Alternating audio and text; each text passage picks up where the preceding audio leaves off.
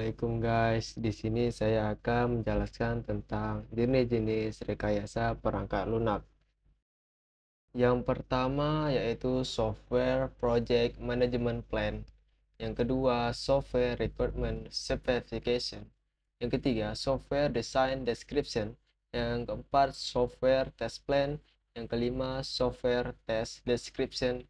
Yang keenam, Software Test Result. Yang ketujuh, Software Version.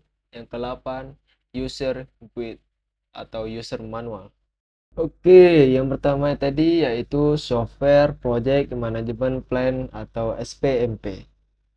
Rencana Manajemen Proyek Perangkat Lunak atau Software Project Management Plan atau SPMP. Rencana Manajemen Proyek Perangkat Lunak atau SPMP adalah dokumen yang komprehensif yang menguraikan bagaimana sebuah proyek perangkat lunak akan dikelola dan dilaksanakan. Dokumen ini memuat rincian mengenai ruang lingkup proyek, jadwal, anggaran, sumber daya, manajemen risiko, serta langkah-langkah pengendalian kualitas untuk memastikan proyek dapat diselesaikan dengan sukses, tepat waktu, dan sesuai anggaran.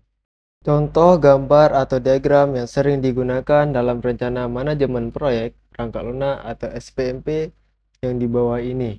Diagram ini menunjukkan struktur organisasi tim proyek dan alur pelaporan.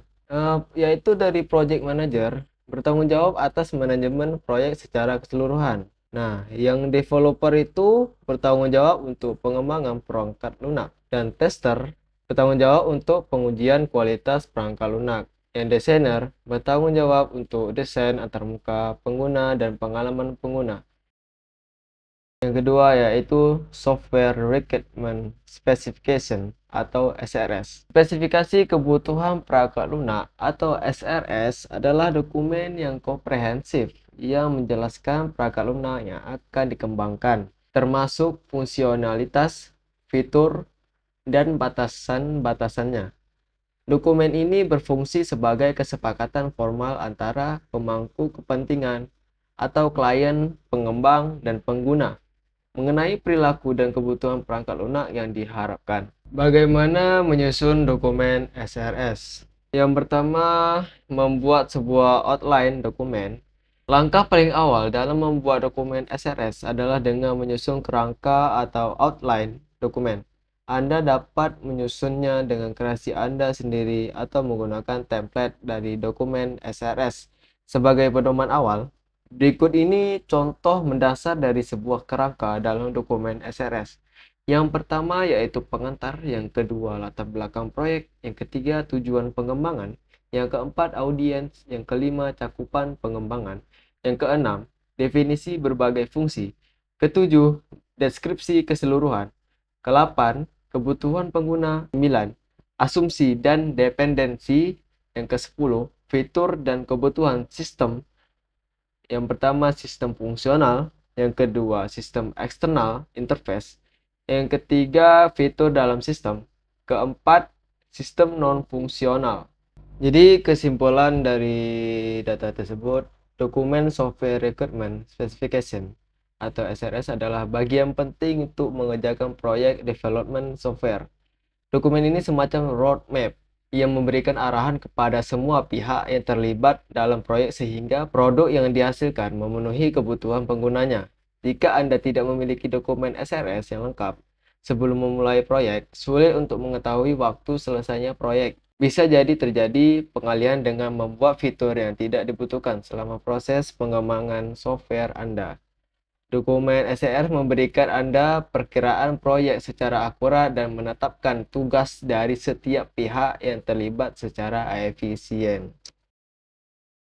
Yang ketiga yaitu Software Design Description atau SDD. Deskripsi desain perangkat lunak atau SDD adalah dokumen yang menjelaskan secara rinci bagaimana sistem perangkat lunak dirancang dan dibangun.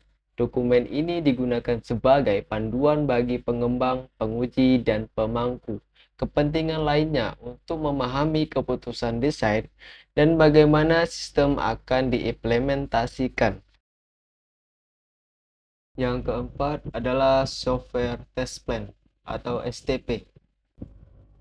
Simpelnya yaitu test plan adalah perencanaan terstruktur yang dibuat untuk dijadikan arahan proses testing. Ia adalah dokumen yang menggambarkan teknik pengujian, tujuan, penugasan, dan jadwal yang diperlukan untuk pengujian. Di tahap inilah semua accepted kriteria dan target ditentukan, serta menjadi acuan kualitas produk. Test plan biasanya memiliki ciri-ciri. Yang pertama, bisa berganti seiring waktu testing. Yang kedua, bisa bertambah seiring waktu. Yang ketiga, mendetailkan semua perencanaan. Yang keempat, dilakukan oleh tes administrator dan manajer. Yang kelima, digunakan saat project level. Yang keenam, mendetailkan bagaimana cara tes, kapan dites, dan apakah kriteria yang diterima. Oke, yang kelima adalah Software Test Description atau STD. Oke, software testing merupakan salah satu bagian penting dan sering digunakan dalam pengembangan dari suatu software. Dengan adanya software testing, software engineer mampu mengenali error atau kecacatan yang ada di suatu software. Fitur-fitur utama pada software testing adalah verifikasi dan validasi. Oke, secara umum, sifat-sifat ini digunakan untuk menunjukkan sejauh mana komponen atau spesifikasi sistem sedang diuji. Yang pertama, awalnya mengumpulkan persyaratan yang dapat digunakan untuk memandu desainnya untuk pengembangan. Yang kedua, harus merespon dengan benar untuk semua variasi data input. Yang ketiga, harus melakukan tugasnya di bawah batas waktu. Yang keempat, setelah instalasi, dapat dengan mudah dijalankan di lingkungan yang dimaksud. 5. Dapat mencapai hasil yang diinginkan, yang dibutuhkan oleh stakeholder. Yang keenam, Software Test Result atau STR. Pengujian perangkat lunak adalah proses untuk mencari kesalahan pada setiap item perangkat lunak, mencatat hasilnya, mengevaluasi setiap aspek pada setiap komponen atau sistem, dan mengevaluasi fasilitas-fasilitas dari perangkat lunak yang akan dikembangkan. Glenn Myers menyatakan beberapa aturan yang dapat digunakan sebagai penjelasan tentang pengujian perangkat lunak. Yang pertama, pengujian merupakan sebuah proses eksekusi program dengan tujuan utama untuk mencari kesalahan. Kedua, sebuah kasus pengujian dikatakan baik jika memiliki kemungkinan penemuan kesalahan yang tinggi.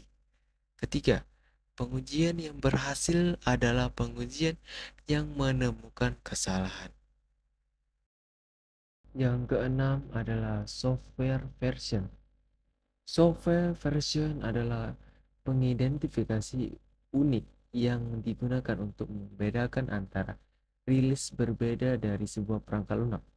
Versi ini biasanya ditulis dalam format angka dan terkadang disertai dengan huruf, mengikuti aturan yang tertentu, seperti semantic versioning atau format lainnya.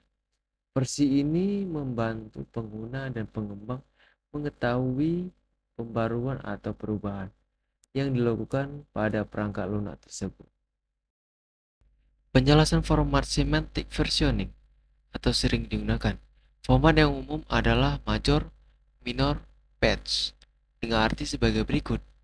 Yang pertama, major, diubah jika ada perubahan besar yang mungkin tidak kompatibel dengan versi sebelumnya, atau breaking change. Contoh versi 1.0.0 ke 2.0.0. Nah, yang kedua, minor, diubah jika ada fitur baru yang tetap dikompatibel dengan versi sebelumnya. Contoh versi 1.0.0 lanjut ke 1.1.0. Yang ketiga, patch, diubah jika ada perbaikan bug atau perubahan kecil yang tidak memengaruhi kompatibilitas. Contoh versi 1.0.0 ke 1.0.1.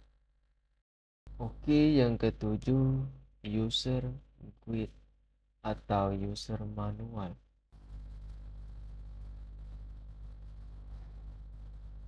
User guide atau user manual adalah dokumen atau panduan yang dirancang untuk membantu pengguna memahami cara menggunakan perangkat lunak, perangkat keras, atau produk lainnya. Panduan ini biasanya berisi informasi teknis dan praktis dalam format yang mudah dimengerti, dengan langkah-langkah ilustrasi dan contoh untuk memastikan pengguna dapat menggunakan produk dengan efektif. Di sini ada contoh singkat untuk penggunaan user manual untuk aplikasi Smart Budget. Yang pertama yaitu pendahuluan. Smart Budget adalah aplikasi yang mengelola keuangan pribadi yang membantu Anda melacak pengeluaran dan mengatur anggaran bulanan dengan mudah. Yang kedua, persyaratan sistem yang harus yaitu ya OS Android 8 ke atas atau pengguna Apple iOS 13 ke atas juga. Penyimpanannya melebihi 100 MB ataupun cukup 100 MB dan RAM 2 GB.